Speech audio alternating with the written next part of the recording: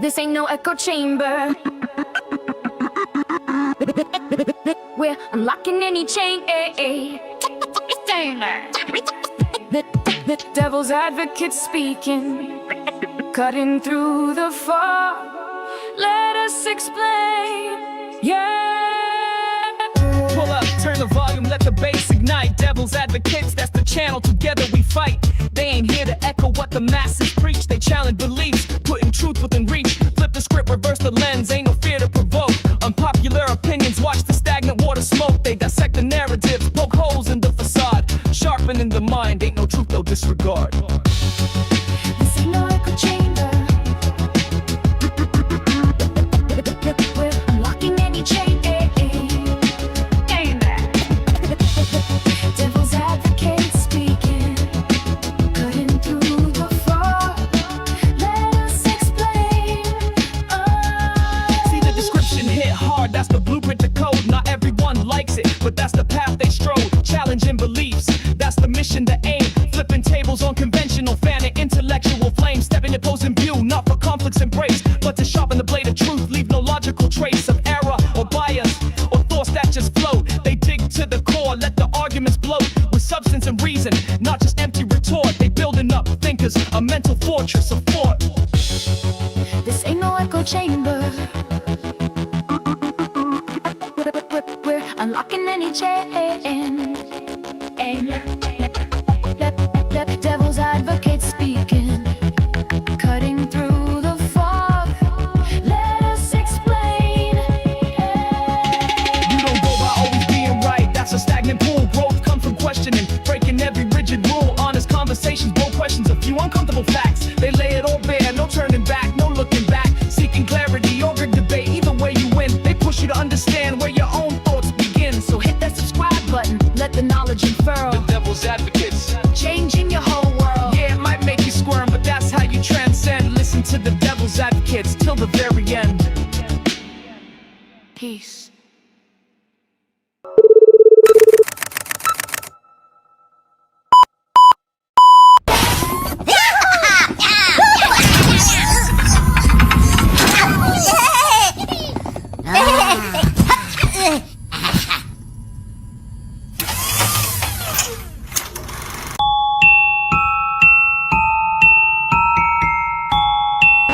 Ladies and gentlemen, do you want to know why I'm here today? It's not because I want to give you a pep talk or because I want to make you feel good about yourselves. No, I'm here to tell you the truth.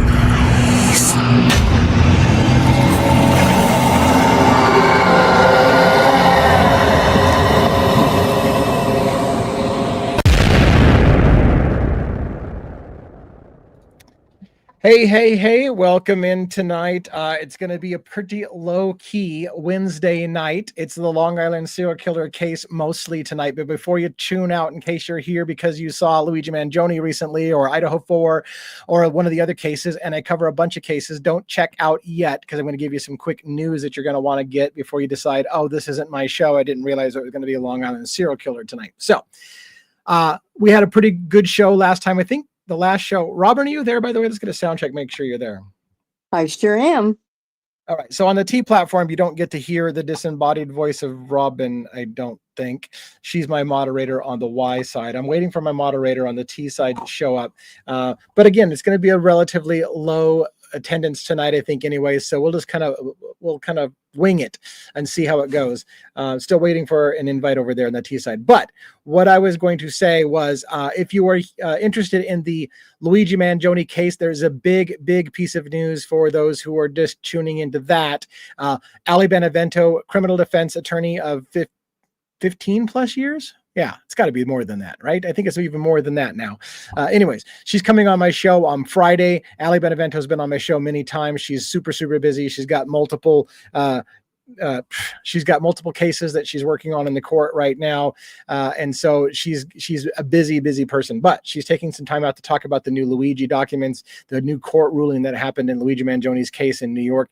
So we got her coming on Friday. You do not want to miss that if you're into the Luigi Manjoni case. Now, that's out of the way, we are going to talk mostly about the Long Island serial killer case. I'm looking to see if I still have my mod over on the it does look like I've got my mod over there. So let me get the T sides mod in here into the room so I can hear both my mods in both my ears. Given just a moment to get all the technicalities worked out, and then we'll go into some news in Long Island serial killer. And by the way, because this is a relatively short news day, I'm open for questions on any of my cases. That means Idaho 4, Brian Koberger questions if you want, Luigi Manjoni questions if you want, Charlie Kirk questions if you want, or the Long Island serial killer case. All of those I'm pretty heavy into. And so if you want to ask any of those questions, once we get past, let's make the focus Long Island serial killer. But if that dries up and we don't have anything going on, open questions on anything else would be certainly fine. Kimberly, are you there? I want to make sure you got a sound check. I can hear you. Okay. Great. I swear it sounds like a cat toy, but that'll work. That'll work.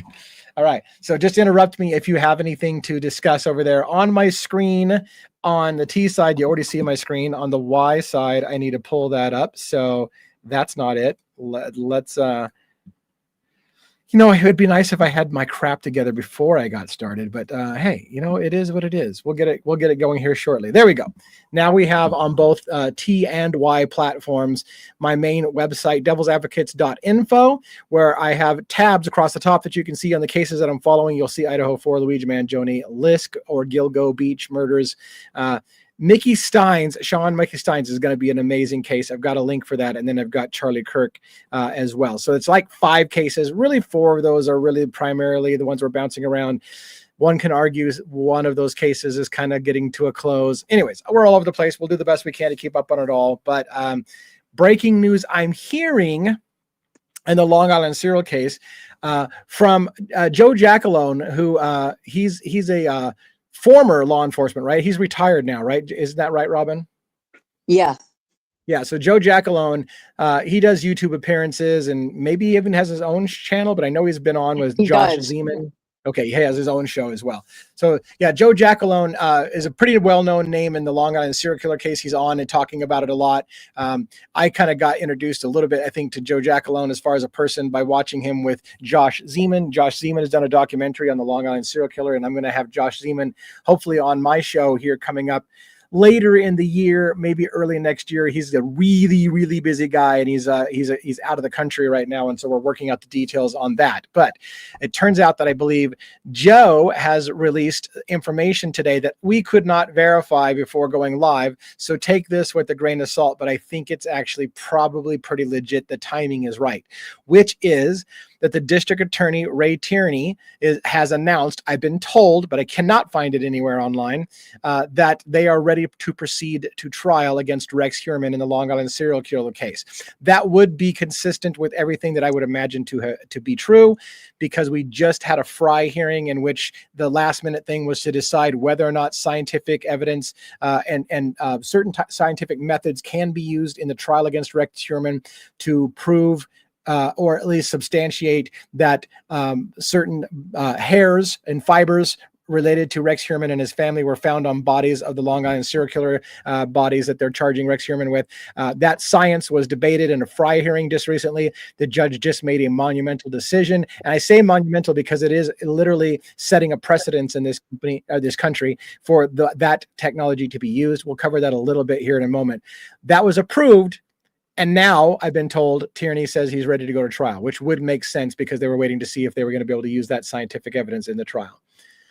So we're going to talk a little bit about that. But again, I can't prove it. I went out to the internet. When I was told that Joe Jackalone says, and they even had a very specific thing. Joe Jackalone says there's 700 and something pages that have been released that show some basic information about what they're going to bring against Rex Heuermann, and so you got a number of pages, and yet we can't find it. And the only thing I can think of at the moment is Joe Giacalone, being former law enforcement in NYPD, may have an inside scoop on some things, and maybe he beat it to it because nobody else seems to be able to verify that yet for us.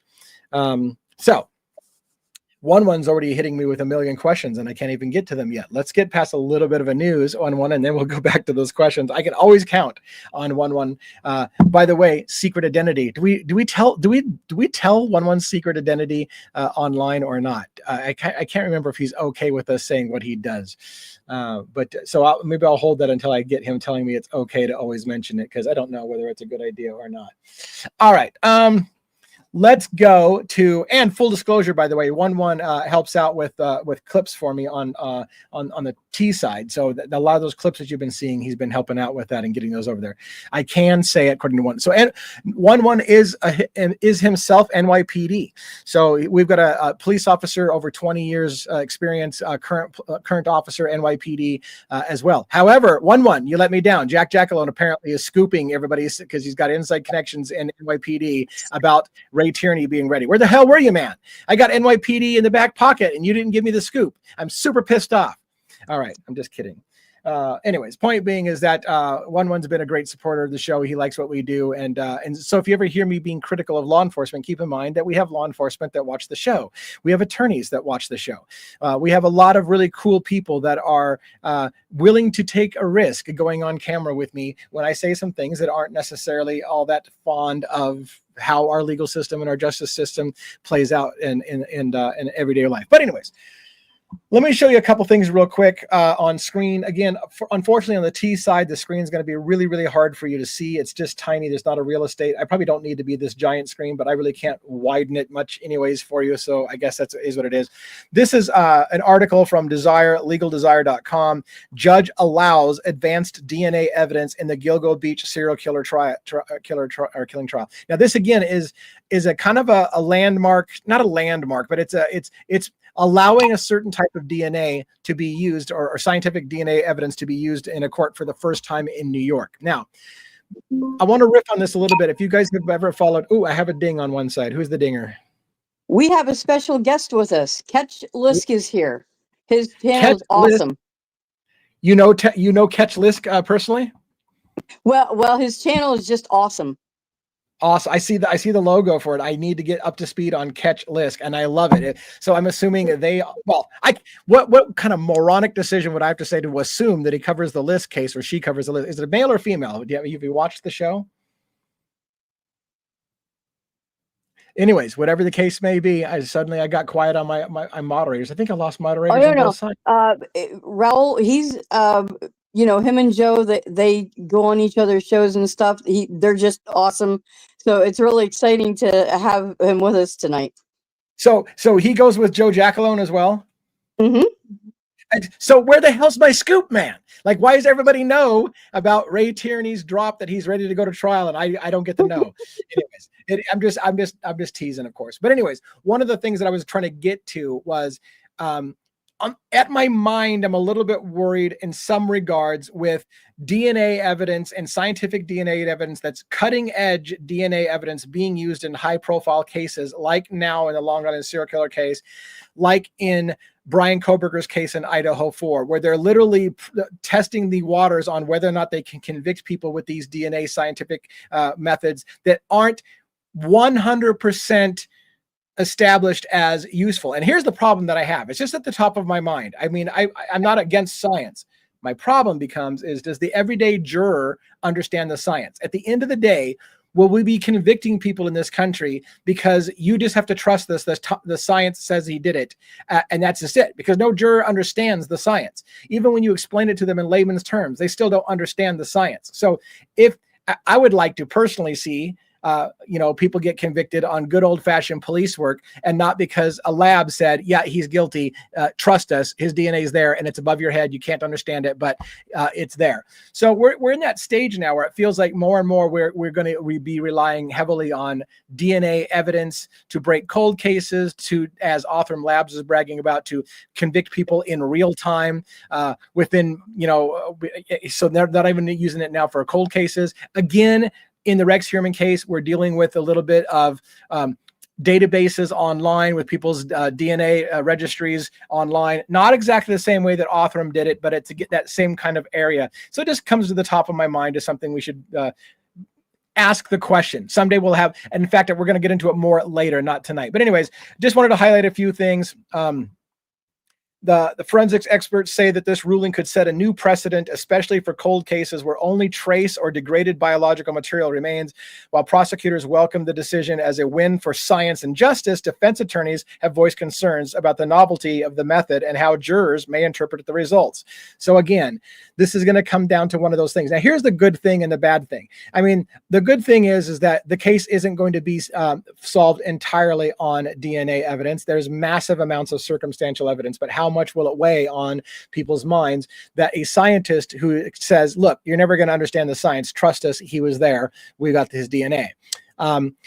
In case you don't know, with the Long Island serial killer case in particular, some oddities of it is that what they're using to tie Rex Heuermann to some of the bodies are not even his DNA. It's his wife's DNA or his daughter's DNA, which leaves a really interesting question. And I've had, for example, attorney John Ray on my show talking about the possibility that the family is somehow involved. And yes, he acknowledges, for example, if the daughter's hair was found at a body that was back from the 90s and she would have been 1 at the time, chances are she wasn't a 1-year-old serial killer. That's not what he's trying to say.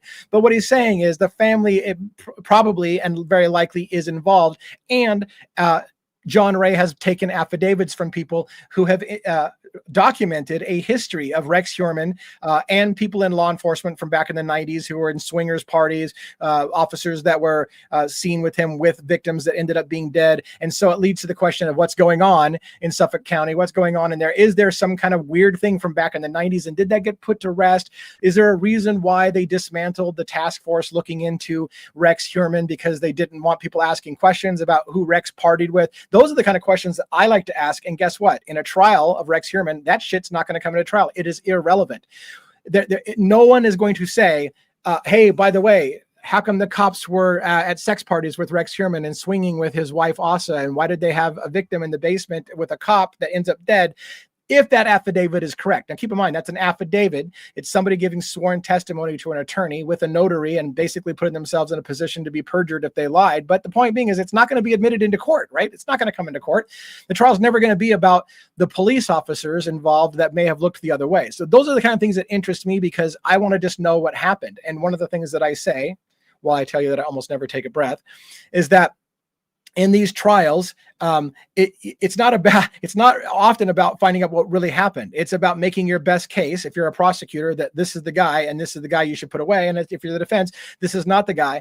And neither side really at the end of the day is giving a shit about what really happened. They're just trying to prove their case. I want to get a conviction. I want to get an acquittal. That's what's going on. It's not, I argue all the time. It's not really a battle of finding out what really happened.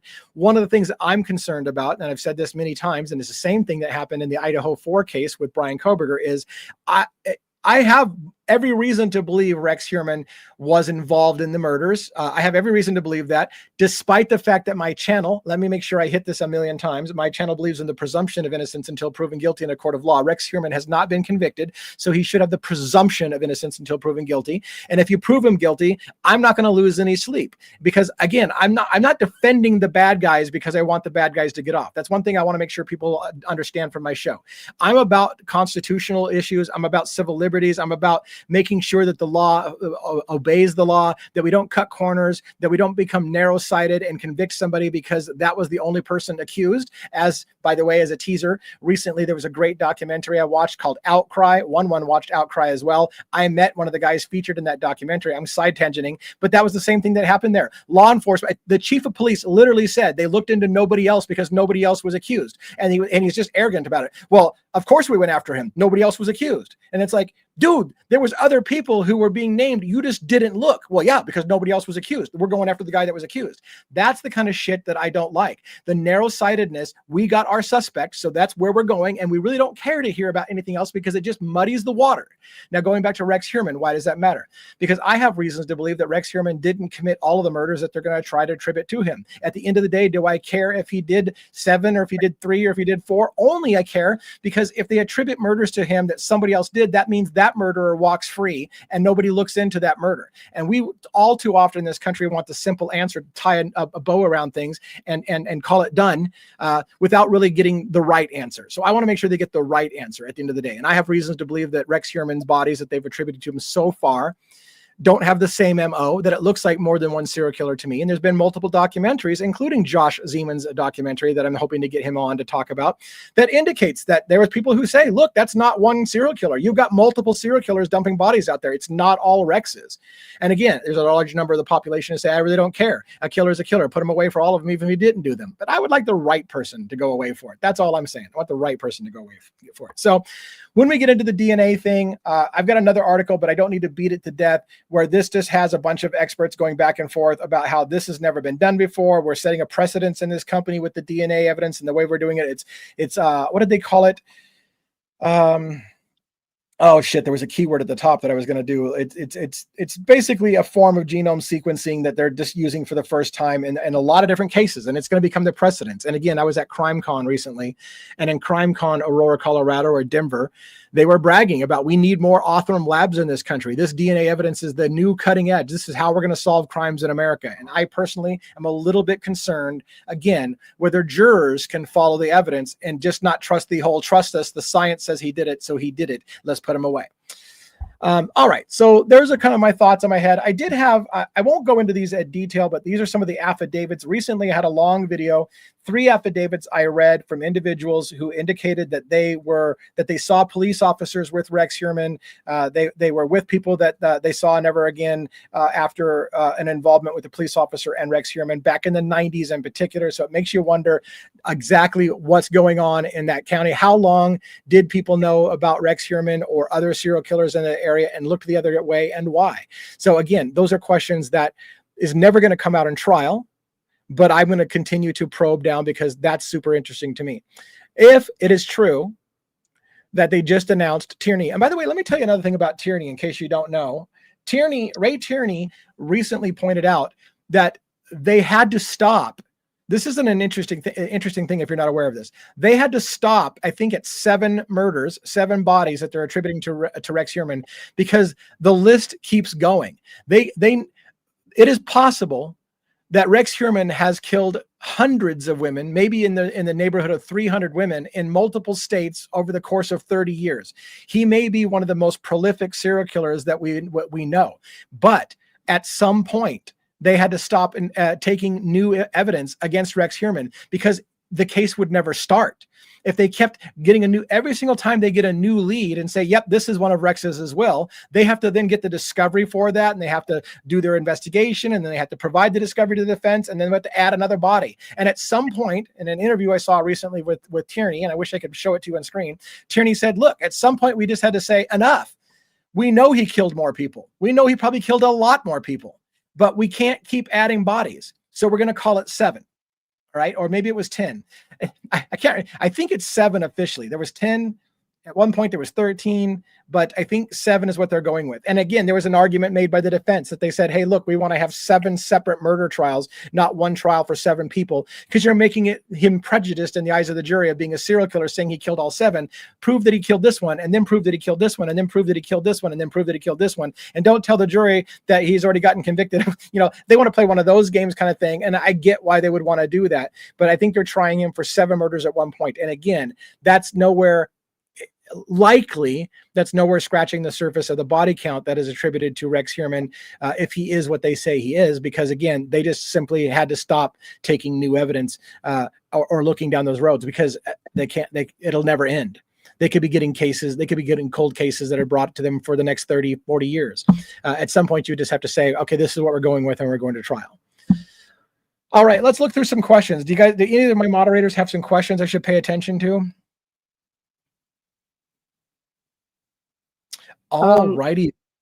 One has one about were there links between him and online dark web activity? Were there links between Rex Heuermann and online dark web activity? Not that I have dug up yet, but keep in mind, law enforcement has stated, and maybe it was the DA that stated, that Rex Heuermann had on his computer tried to scrub his hard drive, but there was evidence that he had gone to websites. So if you want to call that dark web, I don't know how he was just hiding his traces online. Of course, allegedly Rex Heuermann was shopping for girls on Craigslist, Backpage. That's not dark web stuff. But the point being is, I don't know that anything's been mentioned specifically about dark web activity, but there has been indications that he had, scrubbed his drive of different files, that he'd been going to places that he may have had had actually videos of snuff videos, whether they were, and it was unclear when they stated that he may have had videos of women being murdered on his computer. It was unclear whether they were random people he found online, reenactments of snuff films, or they were personal snuff films that he filmed in his house, because allegedly Rex Heuermann was committing some of the murders in his own house, in the basement of his house, when his family was living there. So I don't know the answer to that. Any other questions from either side? And again, when we dry up a little bit on LISK, I'm willing to take questions on the other cases we're following as well. Like I said, I knew it was going to be kind of a low night, very low night. So it's super intimate and low key. And I've got some company coming over in like 5 minutes. So I told them I'd try to wrap up early, but I'm not going to wrap up if we have good questions. So what else questions do we have? Anything over on T side, Kimberly?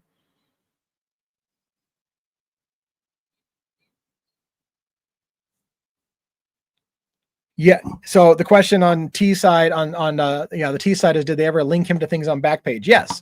Yeah. Rex Heuermann has been the prosecution has stated they've tracked him. They know where he was finding the women from Backpage. They've had other people, victims or survivors, who have come forward and said that he was stalking them on Backpage. There's correspondence. The family have seen the court. All of that's pretty well documented, that he was finding the girls on Backpage. I remember seeing a documentary not too long ago from a survivor that met him at a diner or whatever, and he was kind of bragging about whether she knew about the serial killer that was in the area, kind of thing, and she got creepy vibes from him and got away from him, kind of thing. But yes, it's pretty well documented that Rex Heuermann was finding people on Backpage and Craigslist for making dates with them and stuff.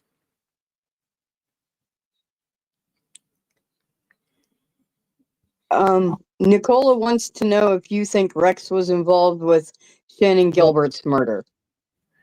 So I got two questions at the same time, one from the T side, one from the Y side. The T side was a question about whether Rex talked to any of the victims, I think is what the question was, or victims' families, somewhere to the effect. And then, oh, did he talk to police? I don't know that he said anything to police. I don't believe that he said anything to police as far as guilt. He did, as an interesting thing, allegedly call some of the victims' family and taunt them about the murder of their family members. That's a creepy thing. But I don't believe that I have heard anything about Rex Heuermann actually admitting guilt or talking to police about anything in that regards yet. The Y side had a question about, what was that again, Robin? Nicola wanted to know if you think Rex is involved with Shannon Gilbert's murder. Do I think that Rex Heuermann is involved with Shannon Gilbert's murder? Originally, I said no. Again, I'm still coming up to speed on this case, but originally I didn't think that she was one of Rex's, and I've repeatedly said I don't think she's one of Rex's. That changed. My attitude changed a little bit on that. So let me put it this way: I still don't know that Shannon was killed by Rex Heuermann, but I think it could be related to Rex Heuermann.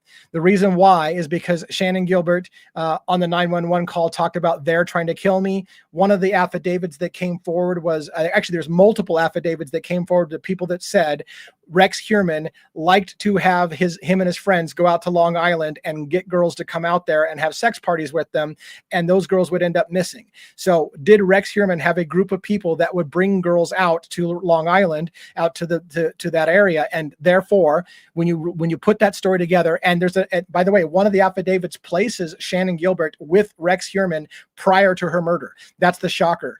what that was something I just read just recently. One of those affidavits from somebody who says, hey, by the way, I was a taxi driver. I picked up Shannon Gilbert. I saw Rex Heuermann. She was trying to get away from him. That was way back. That was way back before her disappearance in 2010.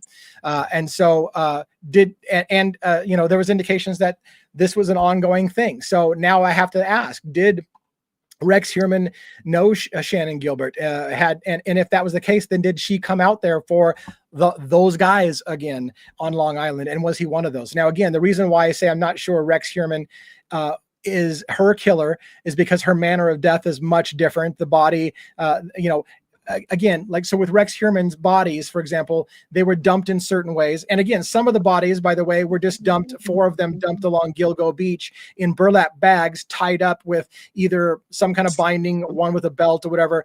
That's one type of MO. Then they attributed more murders to him that happened other areas of Long Island. So that's why they changed it from the Gilgo 4 murderer to the Long Island serial killer, or LISK, because they found more bodies that were chopped up and dismembered, and parts of the bodies were found in one place and parts of the bodies were other. And that's why I said that doesn't even sound like the same MO. A person who doesn't chop someone up and just dumps a body is probably not the same kind of person that chops somebody up and distributes body parts all over Long Island. I feel that's 2 different killers. So add to that the third element, which is that Shannon Gilbert was neither tied up and bound, nor was she chopped up into little pieces. She looks like she may have been strangled. Police had reported very, very early on, before they even found her, police said that she had drowned, which again, John Ray, the attorney, came on my show and said, how do you claim somebody drowned when you haven't even found the body yet? Oh yeah, she drowned in a marsh. But then when they found her, nothing checked out according to Ray Tierney. Shannon was on her back. Her face wasn't in the water. Her head was on a bush. And while they ruled it an accidental drowning, Ray Tierney had a top forensic pathologist do an autopsy and discovered that her, I forgot how you call it, the hiatal bone in the neck had been broken, which happens when someone's choked to death. So they believe that at least Ray Tierney and Baden, I think it was, is the Dr. Baden, had determined that they think that she was strangled. But again, does that mean it's Rex Heuermann's? Well, it doesn't seem like the body was dumped and or tortured or any of the things that seem to be Rex Heuermann's MO. So did Shannon Gilbert come out that night to a place where Rex and his buddies were hanging out? That's something that's never going to come out in the trial, by the way. They're never going to link Rex Heuermann to being with a group of buddies who brought women out to Long Island. But is that possible? In my mind, it's possible. But I don't know that Shannon Gilbert's directly his, but maybe related. So that's the 12th way of me saying the same thing I just said from the beginning. Any other questions on either side?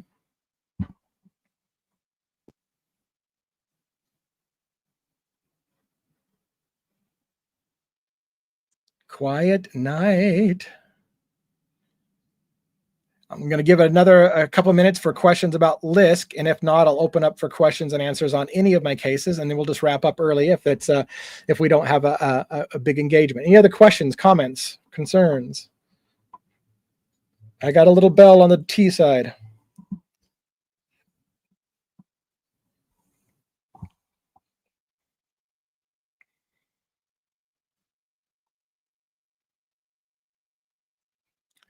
Sure, we got a Luigi question on the T side, so let's go ahead and take a Luigi question.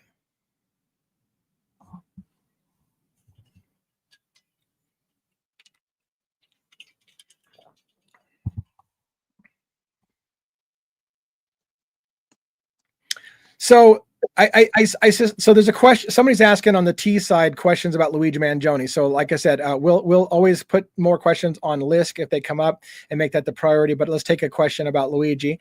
So one of the, I think what they're referring to is at the recent court hearing of Luigi Manjoni, it seemed like they've revealed a little bit of new information that hadn't been stated before, which is that the gun that was found on Luigi Manjoni in Pennsylvania matched ballistics on the bullets fired at the crime scene in New York. And that was, as far as we know, several of us know, that was never stated before. They had used a terminology that means nothing, which was, we believe the gun in Pennsylvania is consistent with the gun that fired the bullets in New York. Well, consistent can simply mean it's a gun that fires 9mm bullets, and 9mm bullets were used in New York. And let's not point out that 9mm is the most common round in the entire United States. So most guns, or the majority of guns, might fit that definition, but would be consistent with, right? So consistent didn't mean a whole lot to us, but yet in the new court filing, they said something more definitive, that the ballistics matched the casings. The bullet, the gun found on Luigi Manjoni, the ballistics matched the bullets fired at the crime scene. That was, I think, new. I caught it and I was like, holy shit, did they just say something we've never heard before? Because before it was just consistent with, now they're saying it matched. So I don't know if that answered your question, other than to acknowledge that I caught that as well, that there seemed to be a change in the language on that.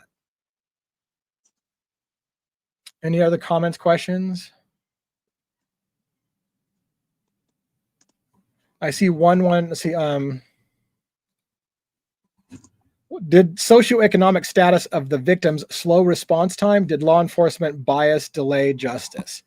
Yeah. I would say 100% documented in multiple documentaries was even law enforcement officers who said that they heard people like James Burke, who was the chief of police during the investigation into Rex Heuermann, things to the effect of, they're just prostitutes. Mary Gilbert, the mother of Shannon Gilbert, who was trying to get the police department to look into the disappearance of her daughter, was told, don't worry, she's just a prostitute. These things happen. She'll show up.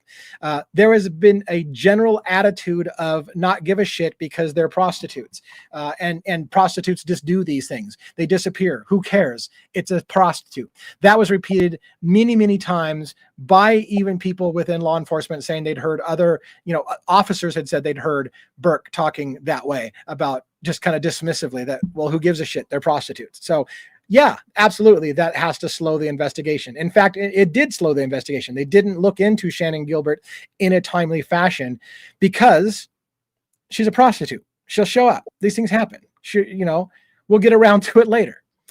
So, and of course, to factor in, it was winter and there was a time when they had to call off the search because the ground got too hard. And so they said, well, let's wait until spring. So that factored some of it in, but there was no rush and there was cover up, in my opinion, because law enforcement did have certain parts of law enforcement certainly had the attitude of they're just prostitutes. Who cares all that much?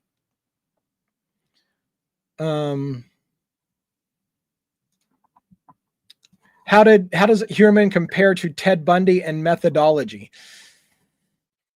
I would have to, it's a great question. And I would have to go back to the memory banks about Ted Bundy's victims, which obviously were mostly or all females. Did he have all females? I think he might have had all females. Rex Heuermann had all females. Yeah.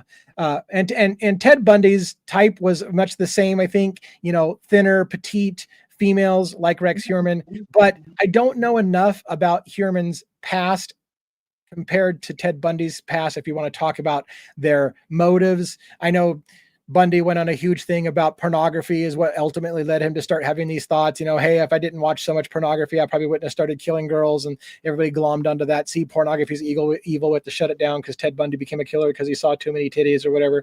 Point being is that I haven't really compared anything about that. There's allegations, and I had a hard time. I did some research into this day. There's allegations that this is one of the creepiest things. I want to point this out. It's a great moment to riff on something. There's allegations that came out in one of the documentaries, and I cannot verify it, that Rex Heuermann had an abusive father when he was a boy. Rex Heuermann's father died when he was 11 or 12 years old, at the age of 50 or 55 years old, or something like that. His father was 50 or 55 when he died. And the circumstances of his death seem to be a little sketchy. I don't understand if he died of a heart attack or if he died in an accident or whatever the case may be. But whatever the case may be, his dad died. And according to one of the documentaries, his father was abusive. I don't even know anything about Rex Heuermann's mother. I can't officially find any deaths report about his mother, but by now she's probably passed, but I can't find that. But where I'm going with all of that is that Rex Heuermann, if he was abused by his father, oddly enough, continued to live in the house where he was abused at and didn't modify or improve the house in any way, shape, or form. Rex Heuermann was an architect, and he was big into he had plenty of money to fix up his house, and he had plenty of skills to fix up his house, and yet did really nothing to fix up his house and left it kind of like a shrine or a memorial. And the weirdest part about it is there are some allegations and belief that Rex Heuermann turned in his boyhood bedroom, where he may have been abused by his father, into the kill room where he killed women. That would be some weird effed up psychological shit, which I don't think would relate to Bundy and his situation. So I think time may tell. Will those details come out in trial? I don't know. They don't really need to prove a motive for why he killed the people, I guess, but it's interesting stuff to mention. All right. Any other questions on either side about any case? Of course, a preference would be for LISK questions, but if we have other cases that people want to ask while we're here, we can do that as well. All right. What do we got on TikTok? We got something on the T side.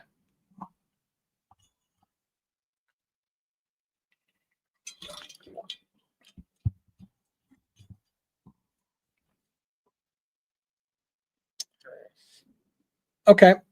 If somebody can, so if somebody on the T side looks like they want to talk about Luigi or ask a question about Luigi, if you can frame a good question that Kimberly can phrase, then I will be happy to talk about a Luigi question for sure.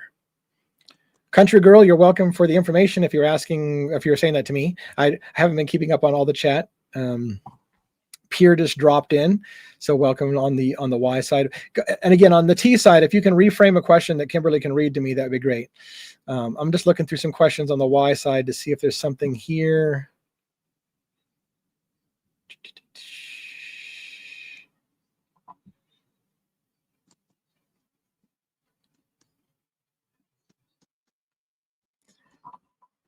So it sounds like on the T side, the question was if the pictures that were recently released look like Luigi.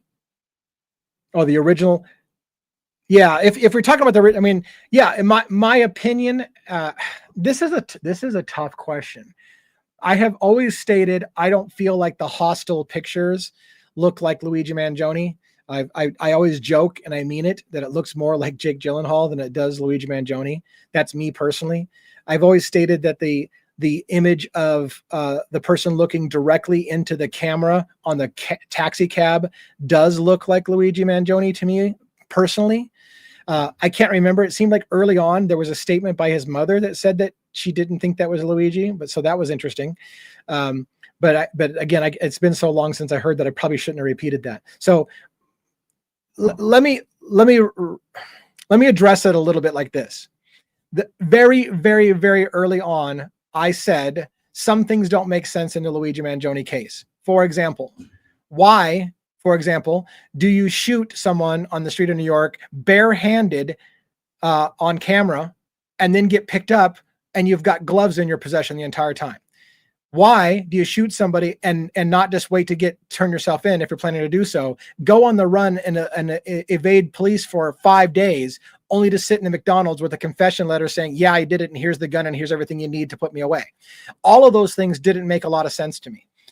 And didn't seem consistent. There was a moment again where the shooter put a bottle down in plain view of a camera, as if saying, look, my fingerprints are all over this bottle. Watch me put it down right on top of a piece of trash. You can swoop in and get this. It's like they literally left chewing gum with their DNA on it at the crime scene. To me, I felt to myself, either this is somebody who wanted to get caught, but then that makes no sense. You evade police for 5 straight days. You go on a huge manhunt. All of those things don't make sense until you start getting into the concept that early documentaries showed that the shooter went into Central Park and disappeared off camera for quite some time. And then they saw somebody leaving the Central Park that was dressed similarly on an e-bike and assumed it was him, and will tell you it's him. But I said, well, wait a minute. You found a bag of clothes in Central Park. You found a backpack with Monopoly money in Central Park. You lost him for quite some time, and somebody who looks like him goes out the other side, and you're like, that's the guy. They stopped somebody that they were sure was a dead ringer for the shooter and found out it wasn't him. So how many people were going around New York looking like the shooter? Were they trying to lead law enforcement on a wild goose chase? And I asked early on, call me crazy, But if Luigi Manjoni, who they say was the guy, was a co-founder of a gaming club at UPenn, University of Pennsylvania, and he co-founded Upgrade, the University of Pennsylvania gaming research development environment for gamers, and he left a monopoly bag full of money full of Monopoly money, and he made some kind of reference to Pokemon on his Twitter with the 286 and a Pokemon, a Breloom, and all these hidden Easter eggs. Are they playing a game? Is this a group of individuals, not one person, who's literally playing a game with law enforcement? And again, I submit to you something that I still toy in the back of my mind. There was a book that was made into a movie called How to Blow Up a Pipeline. It was about a group of people who conspired to do an act of eco-terrorism and then allow one person to take the fall for all of them so that they can continue to do these things, and one person would take the fall for the greater good. And I said, could something like that have been happening here? Do we even know that Luigi Manjoni is the same shooter? Then you go to the pictures and you're like, I'm not sure I can say definitively that's Luigi. But now you say, or the prosecution says, his fingerprints are literally at the scene. His DNA is literally on chewing gum in the backpack. There's no way it's not him. So I don't know. It remains to be seen how it's going to play out. I got another T question on the T platform. Luigi Revolution, yeah.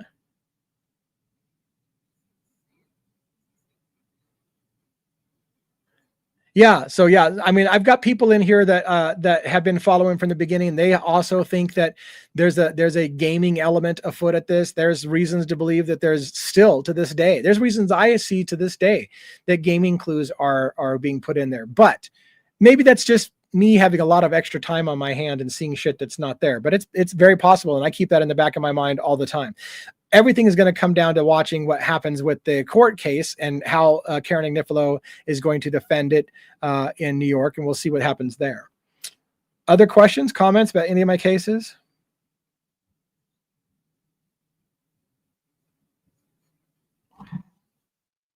Nice. One was asking, what are the first clues that suggested the killings along Ocean Parkway were linked? This is back to the Rex Heuermann case, I believe.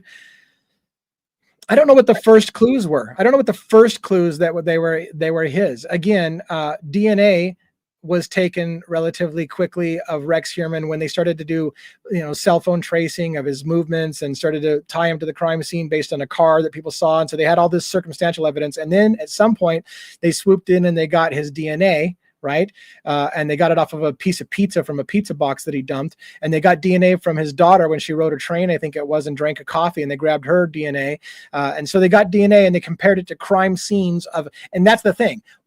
Were they just literally taking these and going to crime scenes that are unknown cold cases that happen to be anywhere near Massapequa Bay or along the coastline of Long Island or whatever, and just, do we have any matches? And that's how it happened? Or did they have reasons to look into those? That part, I don't know enough about the case yet. I'm coming up to speed on the case.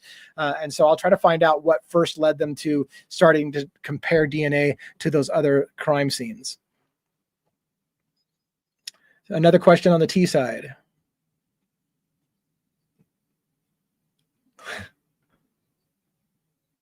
Right.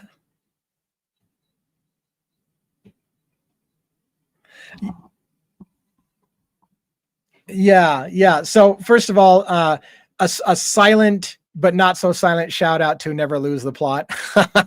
that when I told you that there are still reasons to believe that a game is afoot, that comes from a letter that Luigi Manjoni wrote to people that got publicized on the internet, that in one of the letters he wrote, don't lose the plot or never lose the plot. So that's where I'm like, I get what you're saying on that. But as far as there was, again, I think it was new information. It was funny how I was like, man, I've been following this case from day one, literally day one. I've been following this case, and pretty heavily, most of you know. I mean, I've read court documents out the ass and broke them down and had lawyers talking about it. And yet they said, oh yeah, Luigi Manjoni was found with a confession letter and a letter to his family. And I was like, what? What do you mean a letter to his family? Like, did I somehow miss that? Like, where was the letter to his family? I had never heard this before. Or at least I don't remember hearing it before. And then I had other people asking me, hey, wait a minute, did they just say he had a letter to his family in his backpack? And I'm like, yeah, I guess I'm not the only person who heard that for the first time. Like we heard for the first time that the ballistics match, or there were several other things that were said for the first time. So All I can say about that is, you know, Karen didn't raise holy hell when they said it. Is there? So I'm reserving. So where am I going with this? I'm going to presume for the moment it is true that there was a letter to the family and that was presented in discovery to Karen Agnifilo, and she already knows about it. Therefore, that's why she didn't say anything or object or whatever when they said it, although there really wasn't, I guess it wasn't, actually it was said in the ruling by the judge, right? So I'm not sure there was any time to object. So again, I guess what the wait is Karen going to file a motion in a few days and say, hey, by the way, what the hell with this letter? You never told us there was a letter. I don't think she's going to do that. I'm going to presume that that letter does exist. It's probably discovery that Karen Agnifilo has known about, what we don't all know about. It is not uncommon at all that we don't have a clue what kind of discovery has already been provided to Karen Agnifilo. So we only get, and this is unfortunate. This came out in one of the documentaries. A police officer said, hey, there's a great symbiotic relationship between law enforcement and the media. We get to tell the media what we want the public to hear. That's all you're going to hear, people. All you're going to hear is what law enforcement feeds the media and wants us to hear. So they've got all kinds of information. They can even mislead the public and tell you they have things that they don't have. They get to use the media like a tool against the public to say whatever they want. And they can use it as to justify, well, we think there could be another perpetrator in the wind, so we're going to lie about what we have so we can see if it'll shake loose somebody else. They're allowed to pretty much say whatever they want to the media, and we only get to hear what they tell the media, which isn't always going to be the truth, the whole truth, and nothing but the truth. So yeah, I think the letter was something new. A letter to the family was something new. I'm going to assume it probably is real, unless of course Karen comes and files a, hey, what the hell, I never heard about a letter to the family response. Good question. Okay, another question.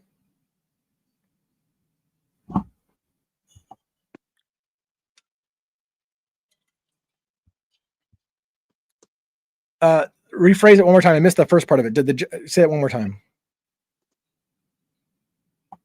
Yeah.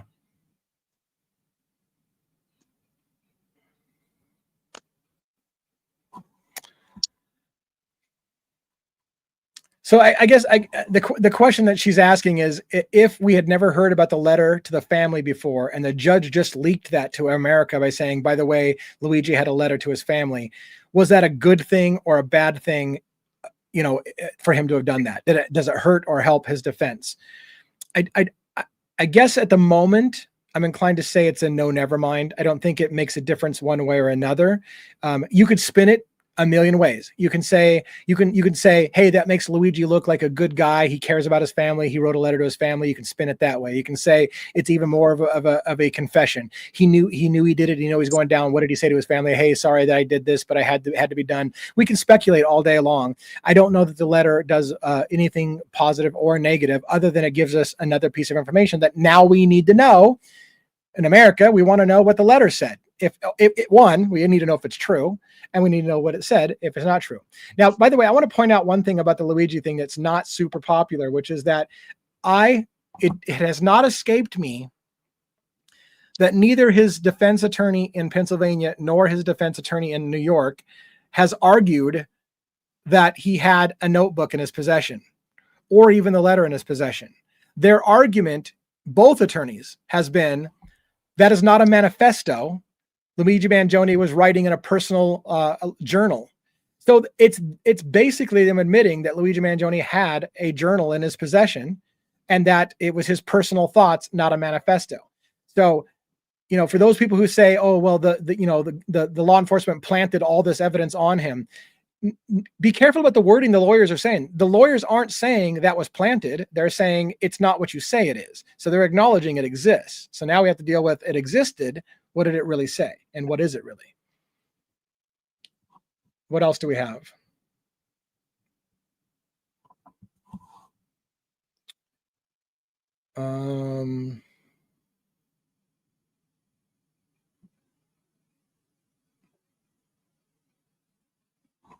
So one asked a question on LISK. So I'm going to go bounce back to LISK for a minute.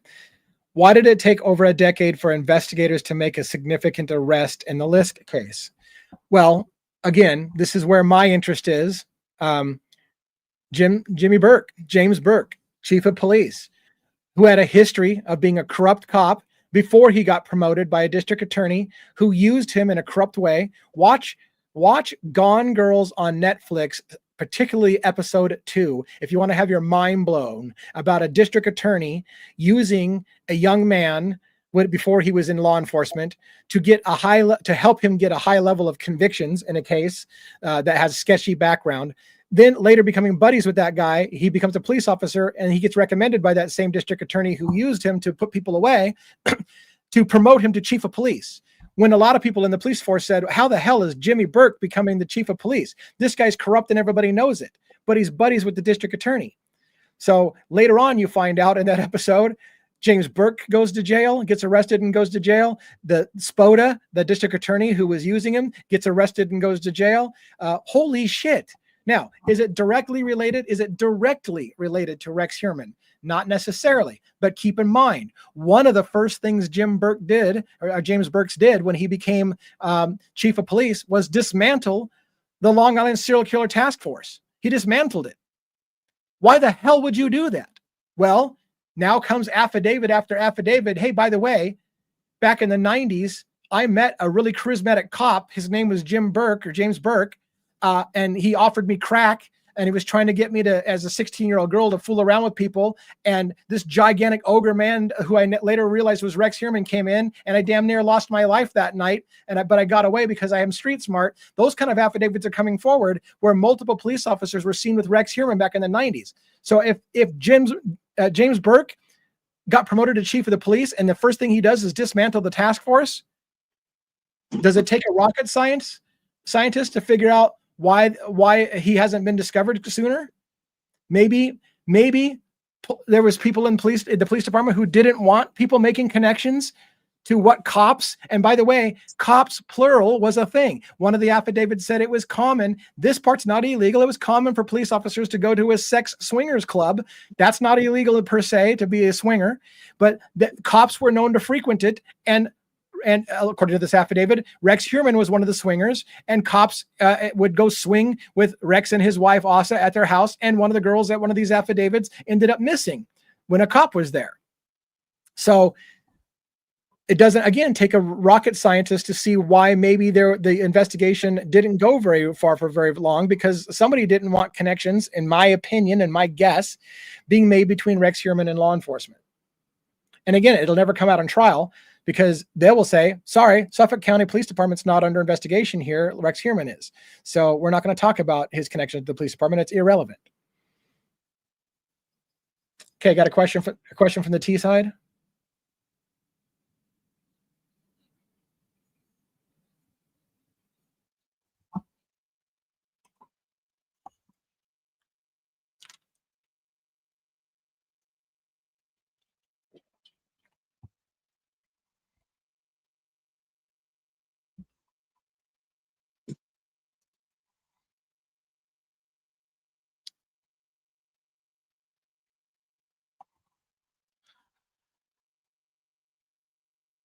So we have a couple of questions on the T side about Luigi Manjoni and that letter that they're now saying that he had a letter to the family, and why, if it had something incriminating against Luigi Manjoni, if it made him look bad, why, playing devil's advocates, why wouldn't the prosecution and law enforcement been all over telling America about that letter?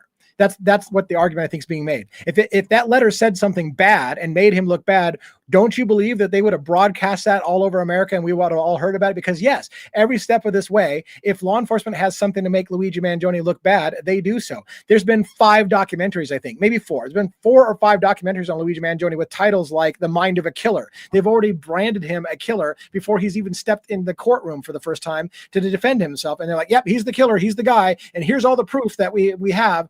So one could argue, as this person's saying, if that letter had something that made Luigi Manjoni look guilty, wouldn't we have certainly heard about it by now? Therefore, if we haven't heard about it, maybe that letter says nothing bad about Luigi. And in fact, maybe it says something good about Luigi Manjoni, and they just don't want people to know about it because they're only telling us in America the things that make Luigi Manjoni look bad. So it's a good question.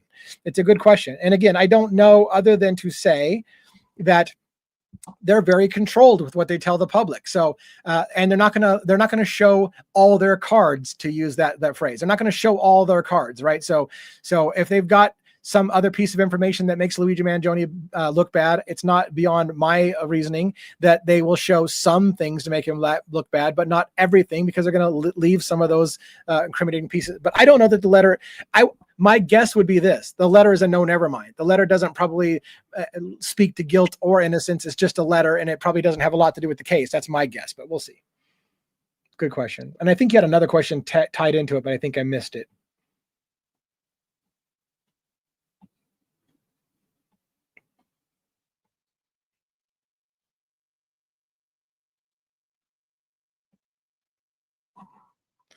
Yeah, and so what they're saying on the T side is, even if the letter was a, hey family, sorry I did this, I'm gonna, goodbye, and don't weep for me kind of letter, it would make him look bad, right? It would be a tantamount to a confession letter. If it was a confession letter, wouldn't we have heard about it by now? Probably, which makes me think that the letter probably doesn't really speak a whole lot to guilt or innocence, which is just kind of a no, never mind. That's my guess, but we'll see. All right, now here's the thing. I told my wife I would try to get off a little early tonight, and now we're at 1 hour. There's not early at all. It has been a small room. It's been an intimate gathering. It's been great because we got a lot of great questions. We bounced around to a couple of different stories, so that's amazing. I'm sorry, by the way, if there are people who didn't get their questions answered, because when we had such a low room, we could have certainly answered more questions, but it takes me a long time to say shit because I'm a wordy bastard. With that being said, please check out my YouTube channel and my TikTok channel, both, because I shouldn't have said that, because again, I'm talking about some platform on another platform, and that's horrible. I shouldn't have even done that. How about this? Both of them allow me to talk about my website. If you want to know where my stuff's at, go to devilsadvocates.info. I'm on all kinds of platforms. I'm trying to get those platforms going. The channel's growing steadily, and so we're still kind of a small channel, but we're on our way to becoming a medium-sized channel. Hopefully we'll hit that medium-sized channel mark at the end of the year, and I'm going to plan some kind of celebration when we officially become a big boy, because right now we're still a small child. So when we become a big boy channel, we'll do some kind of celebration. In the meantime, don't forget also, if you're interested in my channel and you've been around for a while, I'm going to put it on the screen. I have a membership only content on one of my channels, which you can't see on the T platform, but on the other platform, you'll see that I've got $2.99. You get bonus material. I do a lot of bonus material over there. Check that out if you want to get even more stuff behind the scenes. And again, I'm covering a bunch of cases, so I'm on a lot. And again, one more time, Ali Benevento, attorney in South Carolina. She's a criminal defense attorney. We've talked about Luigi a lot. We talked about Koberger a lot, but mostly she's interested in Luigi. And for the longest time, I got freaking Billy Joel in my head. For the longest time, there wasn't anything to talk about in Luigi Manjoni's case. I reached out to Ali Benevento this morning and said, hey, Luigi stuff. And she's like, I know, Friday? Yeah, Friday. So Ali and I are going to talk about the latest ruling by Judge Caro in the People versus Luigi Manjoni on Friday on my show. I'm going to move that time up from 6 o'clock p.m. Pacific Standard Time to 5 p.m. Pacific Standard Time, so that Ali can get to bed at a decent hour. Because some of us, she's on the East Coast. She's got to get to bed at a decent hour. So we're going to move it up a little bit so that she can get off the show, and then we'll stay behind and do that thing on Friday that we normally do, which is like the After Dark party. But that's a whole other thing. I'm going too long. Thank you all for signing in. Bear with me as I click on a bunch of shit and look stupid, trying to click all the different things to end my stream. Have a good night.